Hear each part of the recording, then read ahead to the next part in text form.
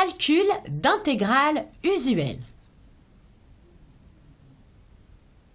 Calculer les intégrales suivantes. Alors premièrement, on me donne grand I qui est égal à l'intégrale de 0 à 1 de 2x facteur de x au carré plus 1 le tout au carré dx.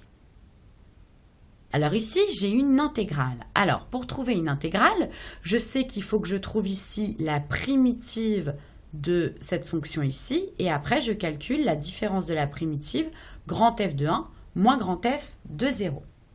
Par exemple, je peux noter petit f de x qui est ici la petite fonction à l'intérieur. Donc on note f, la fonction qui est bien définie et continue ici sur l'intervalle 0,1,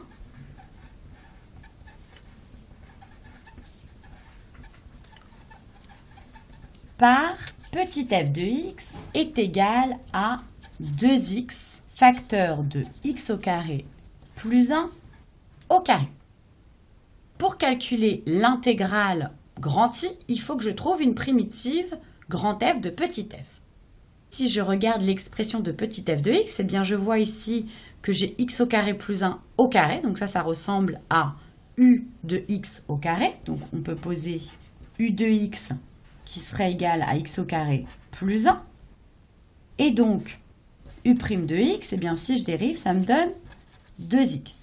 Eh bien je remarque que j'ai exactement u' de x fois u de x au carré. Donc du coup, pour trouver une primitive, j'ai déjà le u', donc ça va être plus simple. Alors maintenant, je vais regarder dans mon tableau de primitives si je peux retrouver une primitive de u' fois u au carré.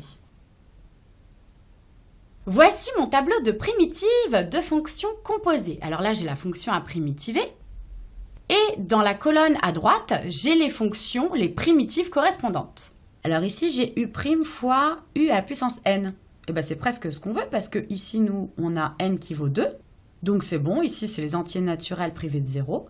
Et donc une primitive de u' fois u au carré, et ben ce sera u n plus 1, donc 2 plus 1, 3, u au cube sur 3. Et ici, quand je calcule une intégrale, je n'ai pas besoin de rajouter le c. Bon, c'est bon.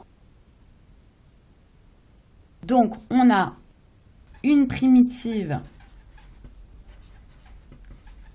grand F de petit f qui est définie par grand F de x qui est égal à u de x au cube sur 3. Maintenant, je peux remplacer mon grand F dans mon intégrale. Donc tout à l'heure, j'ai vu que grand I était égal à l'intégrale de 0 à 1 de f de x dx. Donc f de x est égal à 2x x au carré plus 1 au carré dx. J'oublie pas de mettre dx parce que c'est la variable qu'on appelle variable muette, c'est-à-dire que ici on pourrait remplacer x par s, donc ici on aurait ds partout et ici ds, ou t et ici dt. En fait à la fin on verra plus le x, donc c'est une variable muette. Par contre il ne faut pas oublier tout le temps de mettre dx, c'est très important. Donc ça c'est égal à crochet, donc f de x entre 0 et 1. Avec f de x qui est donc une primitive de petit f. Et ça, d'après mon cours, je me rappelle que ça va être grand f de 1 moins grand f de 0. Alors maintenant, si je remplace mon grand f par ce que je viens de trouver, l'intégrale grand I, c'est donc égal à grand f de x. Donc j'ai vu tout à l'heure que c'était u de x au cube sur 3. u de x au cube, ça me donne x au carré plus 1 au cube sur 3. Maintenant, je peux appliquer ma petite formule, faire la différence ici en 1 moins la différence en 0.